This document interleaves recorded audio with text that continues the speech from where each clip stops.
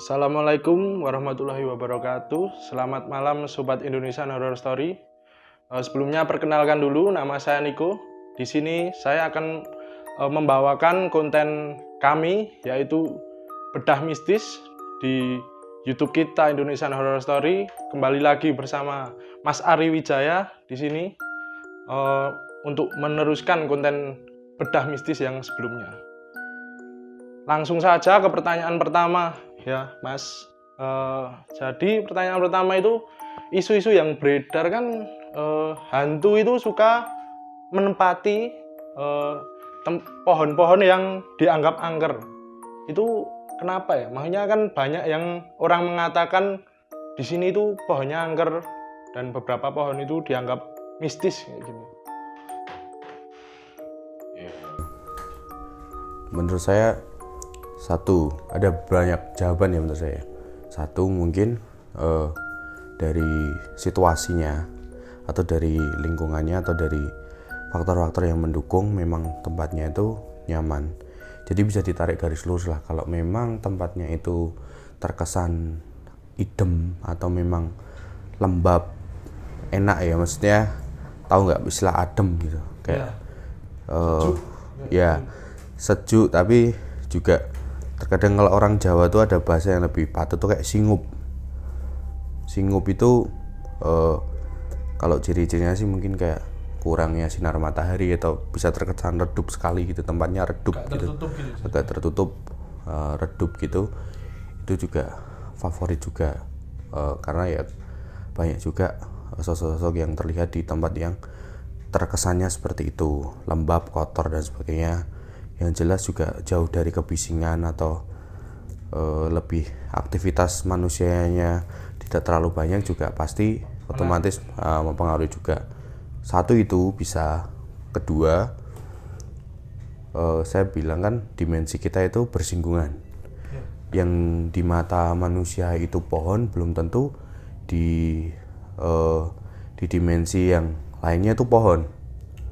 Bisa juga itu rumah atau kerajaan dari makhluk-makhluk yang tak kasat mata, bisa juga gitu. Jadi banyak faktor lah.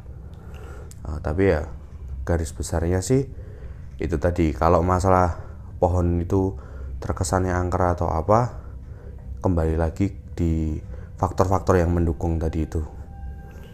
Jadi bisa jadi ya di mata manusia awam itu hanya pohon, tetapi di dimensi lain itu adalah sebuah kerajaan atau bisa jadi seperti bisa ya, seperti sungai kita hanya melihat mungkin air atau apa, tapi pada kacamata yang lain itu bisa terbentuk atau tervisualkan bukan hanya sungai, mungkin ada bangunan atau apapun di situ kan.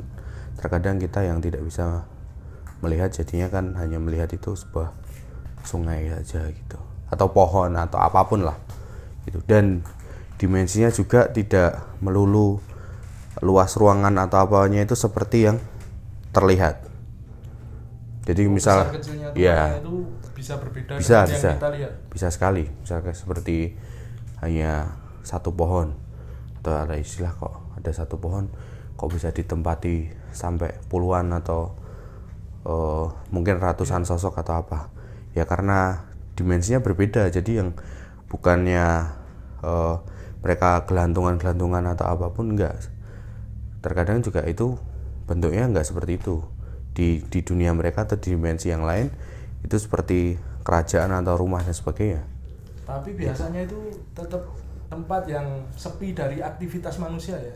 Tempat-tempat seperti lebih mendukung. Tapi kalau memang mereka yang sudah lama di sana dan aktivitas manusia baru-baru atau maksudnya duluan mereka yang di sana dan kita tiba-tiba membangun apa di sekitar situ, ya bisa juga nanti bersinggungan. Makanya kan nanti ada kesannya kan ada apa ya, tak gesekan lah antar dimensi gitu. Makanya itu mungkin kalau membangun sesuatu di tempat mereka itu harus istilahnya permisi dulu ya, untuk biar nggak ada gangguan di bangunan-bangunan yang dibangun di daerah itu. Ya itu perspektif orang masing-masing ya. Tapi ya kalau bagi yang percaya sih seperti itulah. Jadi kenapa hantu-hantu per daerah atau per negara itu pandangannya berbeda ya? Contohnya setiap daerah itu ada yang melihat hantu A, atau bisa contohnya genderuwo, kuntilanak, pocong. Tapi di daerah lain atau di negara lain bisa hantu yang lainnya, dan itu mayoritas memandangnya seperti itu. Jadi nggak sama gitu, kenapa? Kalau untuk soal sosok itu kan sebenarnya manipulasi dari mereka itu kan bisa apa saja. Jadi terkadang satu sosok itu bisa memanipulasi dalam bentuk itu lebih dari satu. Bisa jadi hewan, bisa jadi apapun, bahkan bentuk yang orang-orang sebenarnya tidak kenal juga. Maksudnya di luar kan, kita kan terkadang itu kan kayak terdoktrin, ya kan? Iya. Kuntilanak itu cewek, rambutnya panjang, bajunya putih, seperti ini, terus sosok yang lain seperti ini. Sebenarnya nggak salah, cuman terkadang itu terlalu sempit gitu loh. Jadi banyak juga sosok-sosok yang kalau kita mau bicara dideskripsikan ke arah satu sosok atau satu bentuk itu tidak bisa gitu loh. Banyak sekali bentuknya. Ada yang sampai kita susah banget nyebutnya kan. Makanya kan lebih umum kayak mungkin akan disebut bangsa jin atau apa gitu. Cuman ya saya nggak bisa mendeskripsikan makanya namanya. Tapi kalau kenapa berbeda, karena di setiap daerah juga pasti punya historinya masing-masing. Jadi orang akan lebih percaya dengan sosok yang seperti ini. Itu juga yang mempengaruhi mereka untuk memanipulasi ke arah sana kan gitu. Cuman pada dasarnya bentuk mereka itu lebih seperti energi kan. Ya. Nah, jadi bisa menjadi apa saja. Tinggal saya kembali lagi ke podcast yang dulu kan, mereka bisa memanipulasi menurut kejadian di sekitarnya atau apapun gitu.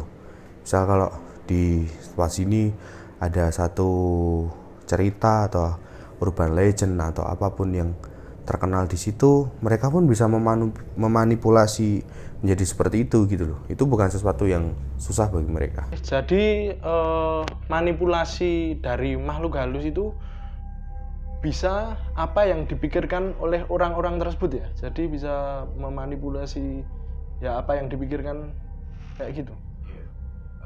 Lebih tepatnya seperti energinya semakin ditambah ya. Jadi kayak di dalam satu lingkungan mereka percaya akan satu sosok, itu akan membuat mereka akan lebih mudah juga untuk, karena ini kan semuanya berhubungan dengan alam bawah sadar kan. Iya. Jadi yang diserang di situ, makanya jika kalau satu tempat kayak dipercaya urban legendnya kayak di sini nih terkenal ada satu sosok seperti ini.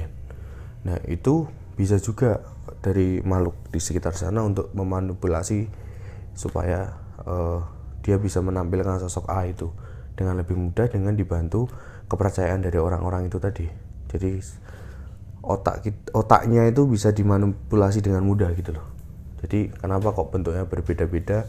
Karena ya itu tadi, setiap daerah pasti punya historinya masing-masing, punya cara pandang masing-masing soal seperti itu, dan mereka juga pasti bisa mengikuti itu semua.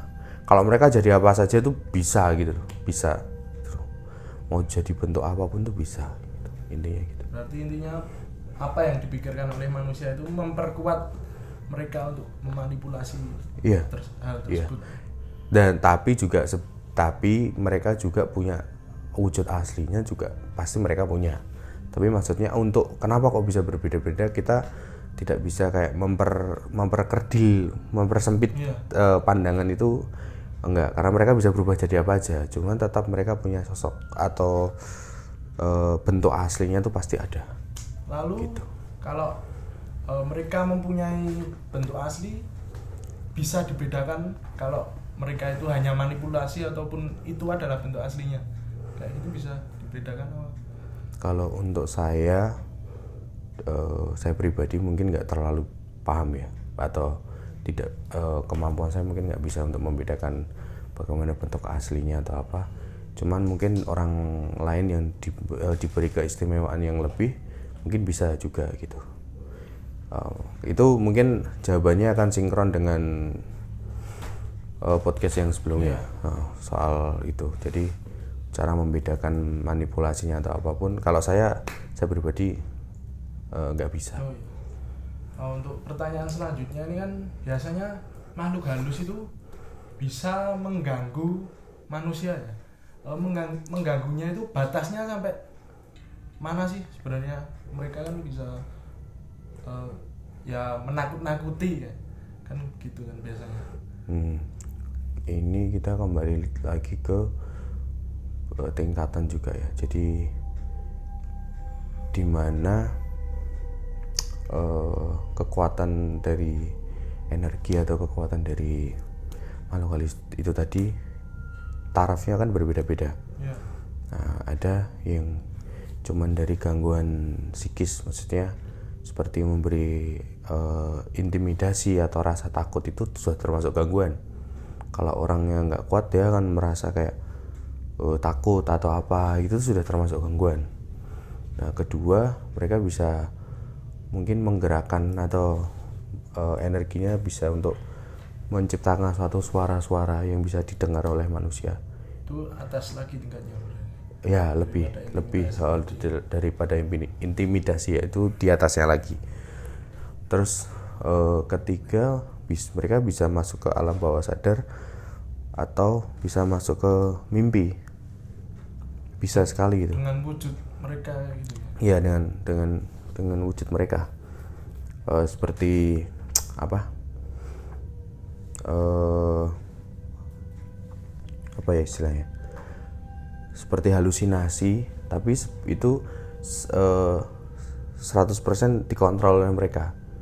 Jadi kita akan sulit membedakan itu mimpi atau apa gitu. Itu bisa juga. Dan di titik tertentu mereka juga bisa merasuki lah. Merasuki juga ada tahap-tahapnya gitu. Maksudnya nggak semata-mata langsung bisa dirasuki atau apapun, enggak kan. Kadang cuman dibuat seperti orang bingung, linglung, atau itu kalau teman-teman juga pernah dengar, kadang ada suatu cerita di masyarakat, terkadang kayak ada orang dibelasuki, dibuat bingung jalan, sesat, atau dimanipulasi jalannya, misal kok jadi bercabang, nanti kalau pilih ke sini kok tahu-tahu berakhir di mana atau apa. Itu juga kontrol pikirannya tuh kayak dirusak gitu. Itu juga, itu sebenarnya udah dibuat linglung, kayak dibuat apa ya, bermain dengan pikirannya sendiri. Terus di tingkatan tertentu kayak mereka bisa mengambil keseluruhan dari kontrol tubuh, tuh kontrol tubuh dan jiwa ya. Jadi kayak kerasukan seutuhnya. Nah, itu biasanya dari pihak yang dirasuki kemungkinan besar sudah tidak bisa mengkontrol. Makanya kan kadang teriak-teriak, nangis histeris dan sebagainya. Yang mereka rasakan saat selesai kerasukan cuma capek, karena energinya terserap habis-habisan kan. Mereka tidak sadar sama sekali ya. Kalau sudah di batasan tertentu mereka bisa sampai nggak sadar. Makanya kadang beberapa kasus ada yang menyakiti, sampai mereka kayak menyakiti tubuhnya sendiri kan. Kalau di orang normal kan harusnya udah kerasa sakit kayak gitu kan, guling-guling atau bentur-bentur ke kepala ke tembok kan. Itu yang sampai ke titik yang ekstrim ya. Tapi gangguan mereka itu batasnya, kontak fisiknya apa bisa sampai membunuh seseorang atau gimana? Ada batasnya tertentu?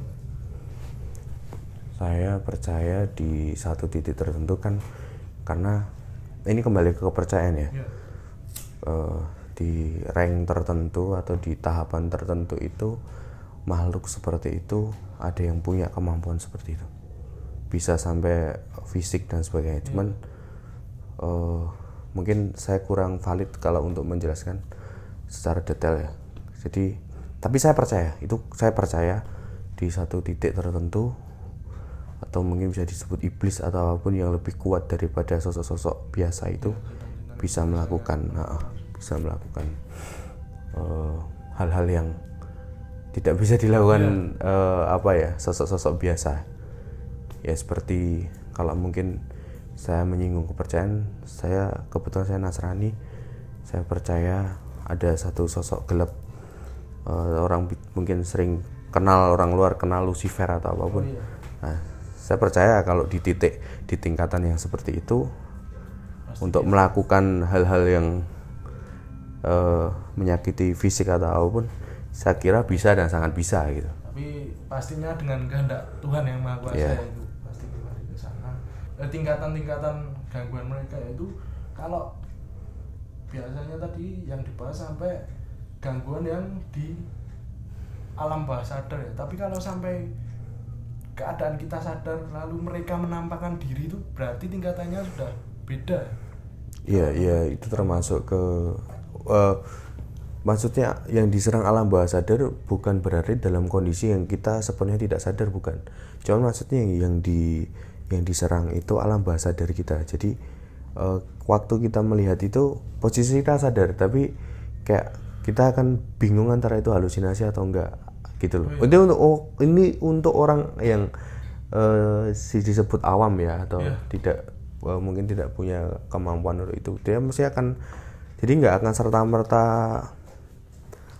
jelas begitulah bahasanya. Pasti dia akan mikir ini apa gitu. Ya, bingung ya. Kayak dibuat bingung, kayak ini beneran sosok atau ini yang saya lihat ini apa gitu. Kok ada orang yang bentuknya seperti ini atau ada makhluk yang bentuknya seperti, paham maksudnya? Kayak ada kebingungan, ada akan kebingungan di situ. Nah, itu kan akan ada gejolak. Kok ada manusia kok bentuknya seperti ini? Kalau apa ini yang disebut setan atau hantu atau apa, kan pasti orang akan di situ. Ya, yang dimaksud itu seperti itu. Yang dimanipulasi itu pikirannya. Gitu. Kembali lagi tadi kan udah bahas tentang kerasukan ya. Jadi teman-teman, ini kan Mas Ari ini sebenarnya teman dekat saya dari SMA. Mas Ari ini kak kelas saya dari SMA dulu. Dan saya sudah pernah bersama teman-teman termasuk Mas Ari juga itu acara ulang tahun teman saya, dan Mas Ari ini merasakan kerasukan. Nah itu gimana Mas? Rasanya sebenarnya kan dulu udah pernah kan kita di tempat teman kita itu Mas Ari kayak kesurupan gitu. Kalau rasanya sih seperti mungkin kayak dikit apa ya, budek gitu dari sini tau ya, kayak dengung gitu kan. Kalau normal ya kayak dengung gitu, setelah itu kayak hilang step-stepnya. Jadi awalnya kayak dari belakang sini tuh kan rasanya kayak ditekan gitu, kayak ditekan, tahu-tahu kayak plap hilang, kayak kita kayak kehilangan. Sebenarnya nggak terlalu lama juga, cuman nggak tahu di dunia kan mungkin teman-teman yang lain yang lebih ngerti di selama apa yang waktu kejadian itu. Cuman nggak terlalu lama kalau di kejadian. Kalau yang saya rasakan sih nggak lama ya, kayak cuman seberapa menit ngeblank aja, kayak hitam semua gitu. Cuman kan kayak banyak yang ngomong, bisa ketawa, keluar suara cewek atau apa. Itu berarti ngeblank hitam dan nggak sadar sama sekali untuk beberapa saat ya? Iya, yang dirasain itu. Tapi kalau awalnya kayak tubuh kayak rasanya kayak gendong, kayak berat di sini, kayak ditekan, kayak dari bahu tuh kayak ditarik, kayak kenceng ditarik jadi satu titik gitu. Terus itu hilang. Karena kan ada juga ya yang kerasukan tapi dia masih bisa tahu apa yang terjadi tapi nggak bisa ngendaliin apa badannya kayak gitu kan. Itu tingkatan beda ya itu bahnya. Iya, berarti kan kayak sebenarnya kan seperti itu kan kayak tarik menarik kan, kayak posisinya kan berapa persen yang dikuasai kan, seperti itu. Gitu. Ya seperti itulah, kayak berapa persen yang ketarik dan masuk itu kan berapa persen. Mungkin di titik tertentu kalau mau belum terlalu masuk, ya berarti ada kasus juga kan kayak dia nggak bisa kontrol tubuh, tapi dia ngerti di sekitar itu ada apa, ada suara apa, ada orang apa, tapi dia nggak bisa mengkontrol tubuhnya. Itu ada juga yang kayak gitu. Lalu kalau orang yang sudah pernah kerasukan atau kesurupan itu apakah lebih gampang untuk kerasukan kembali atau kesurupan? Sini sepengetahuan saya aja ya. Iya. Kalau saya bisa mengibaratkan kan mungkin kayak katup gitu ya. Kalau mungkin sudah dibuka atau pernah kebuka atau pernah jebol atau apapun, mungkin saya kira kalau tidak dibenarkan atau tidak dibentengi lagi atau ditutup, saya kira pasti lebih mudah. Gitu. Tapi secara spesifiknya mungkin saya nggak bisa menjelaskan ya, karena saya juga nggak ngerti. Cuman saya kira kalau sudah pernah terkoneksi atau pernah masuk ke frekuensi itu, tak kira lebih mudah gitu. Berarti kayak kunci yang udah dibuka, ya. Kalau nggak ditutup lagi lebih gampang untuk masuk gitu. Maksud ya tadi kan udah membahas tentang kesurupan, terus kan katanya ada orang yang main di suatu daerah terus pulang diikutin atau disebutnya biasanya ketempelan. Kalau itu gimana? Ketempelan itu apa? Ini saya jawab menurut saya yang saya tahu aja ya. Kan biasanya kayak sosok-sosok seperti itu kan juga memiliki perasaan ya, maksudnya memiliki akal juga kan. Dia bisa suka atau tidak suka dengan sesuatu juga. Terkadang kalau dia suka dengan sesuatu, termasuk manusia dalam konteks mungkin energinya atau mungkin suka secara fisik, ada kecocokan yang atau memang dia memang suka dengan dia bisa ikut, atau memang tujuannya dia memang negatif atau tujuannya memang dia tidak suka. Atau dia memang mau mencelakai atau memang dia tidak suka, mau jahil bahasanya, mau jahil dengan satu sosok, satu orang, maksudnya satu manusia, itu bisa juga ya dengan ya ikut dengan mengikuti itu tadi, dengan nemplek lah. Nah itu bisa ya bisa ikut nempel di tubuh atau mengganggu, bisa mengganggu juga. Seperti manusia juga ya, kalau mereka nggak suka sama temennya atau gimana, mereka bisa jahil atau menyakiti. Dan kalaupun suka ya juga cuma ikut aja gitu. Bisa cuma ikut aja juga. Ya, ini tadi penjelasan dari Mas Ari Wijaya, dan penjelasannya tadi itu menurut perspektif dari Mas Ari Wijaya pribadi. Jika kalian ada pertanyaan, silahkan komen di bawah. Jangan lupa like, subscribe, dan komen akun Indonesian Horror Story. Terima kasih banyak. Wassalamualaikum warahmatullahi wabarakatuh. Sampai jumpa.